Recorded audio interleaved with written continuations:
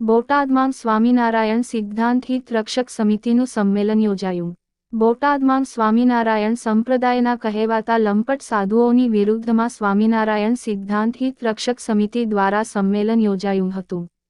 આ સંમેલનમાં લંપટ સાધુઓની વિરુદ્ધ કાર્યવાહી કરવામાં આવે અને તેને સંપ્રદાયમાંથી હકાલપટ્ટી કરવા સંમેલનમાં સત્સંગીઓએ માંગ કરી હતી. સ્વામિનારાયણ સંપ્રદાયના કેટલાક લંપટ સાધુઓના બીભત્સ વિડીયો વાયરલ થયા હતા. તેમજ કેટલાક સાધુઓ વિરુદ્ધ દુષ્કર્મ સહિતની ફરિયાદો થવા પામી છે. જેથી આવા લંપટ સાધુઓના કારણે સમગ્ર સ્વામિનારાયણ સંપ્રદાય બદનામ થઈ રહ્યો છે. જેથી સ્વામિનારાયણ સિદ્ધાંત હિત રક્ષક સમિતિની રચના કરીને સંપ્રદાયને બચાવવા તેમજ લંપટ સાધુઓને સંપ્રદાયમાંથી હાંકી કાઢવા માટે સ્વામિનારાયણ સિદ્ધાંત હિત રક્ષક સમિતિ દ્વારા દરેક જિલ્લામાં સંમેલનો યોજી સત્સંગીઓને જાગૃત કરવામાં આવી રહ્યા છે. જેના ભાગરૂપે આજે બોટાદ ખાતે સતવારા સમાજની વાડીમાં આ સંમેલન યોજાયું હતું. એમાં હજારો હરિભક્તો હાજર રહ્યા હતા. આ સંમેલનમાં લંપટ સાધુઓની વિરુદ્ધ કાર્યવાહી કરવામાં આવે અને આવા લંપટ સાધુઓને સંપ્રદાયમાંથી તાત્કાલિક હાંકી કાઢવામાં આવે તેવી સંમેલનમાં સત્સંગીઓએ માંગ કરી હતી. Rajesh Shah, R News, Botad. નમસ્કાર, મારું નામ ઘનશ્યામ.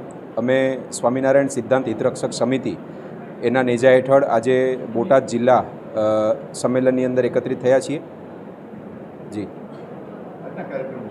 આજના કાર્યક્રમમાં મુખ્ય જે ઉદ્દેશ છે એ સનાતન ધર્મ રક્ષક સભા એનું આયોજન થયું છે અને આયોજનનો મુખ્ય પ્રયોજન એવું છે કે સ્વામિનારાયણ સંપ્રદાયની અંદર જે સ્વામિનારાયણ સંપ્રદાયના કહેવાતા લંપટ સાધુઓ છે, જે નિરંકુશ છે, ધર્મનું પાલન નથી કરતા અને ધર્મના આંચડા હેઠળ જે ગોરખધંધા અને ગેરકાનૂની પ્રવૃત્તિઓ જેવી રીતે જમીનો પચાવી પાડવી, સૃષ્ટિ વિરુદ્ધના કૃત્યો કરવા, બળાત્કાર કરવા કે લોકોના પૈસા પડાવી લેવા, આવી જે પ્રવૃત્તિઓ કરે છે, આની વિરુદ્ધ લોકજાગૃતિ લાવવા માટે આજે બોટાદની અંદર એ સંમેલનનું આયોજન થયું છે. અને સંમેલનની અંદર અત્યારે લગભગ 1000થી વધુ હરિભક્તો ઉપસ્થિત છે, જેની સમક્ષ સ્વામિનારાયણ સિદ્ધાંત હિતરક્ષક સમિતિએ પોતાનો વિચાર અહીંયા આજે રજૂ કર્યો છે.